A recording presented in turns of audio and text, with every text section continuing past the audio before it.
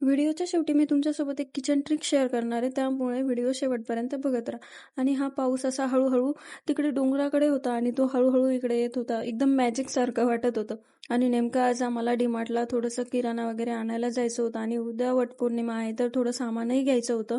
त्यानंतर पाऊस बंद झाला, मग निघालो आम्ही बाहेर जाण्यासाठी आणि दळणही दळायला टाकायचं होतं.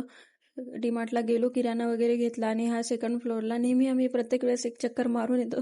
तसंच याही वेळेस चक्कर मारायला गेलो. त्याच्यानंतर मी ती ट्रिक शेअर करते. 99% बायकांना हे माहिती नसेल की इडलीचा आंबट झालेला बॅटरचा आपण असा यूज करू शकतो. तर त्याचा यूज करू शकतो आपण बेसिन वगैरे क्लीन करण्यासाठी.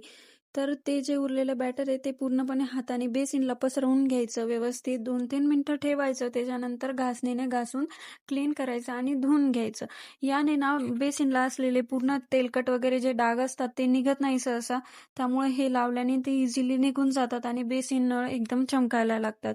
खूप छान रिझल्ट आहे याचा. याच्यानंतर इडलीचं बॅटर फेकून नका देऊ, असा यूज करा आणि यूज केल्यावर मला कमेंट करून नक्की सांगा हे युजफुल आहे की नाही. अजून अशा व्हिडिओसाठी आपल्या पेजला नक्की फॉलो करा आणि तुम्हाला व्हिडिओ कसे वाटतात ते पण कमेंट करून सांगा. नवीन असाल तर सबस्क्राईब, फॉलो करायला विसरू नका. बघू शकता तुम्ही किती छान क्लीन झालेलं आहे. वाव! तर भेटूया नेक्स्ट व्हिडिओमध्ये. Bye bye.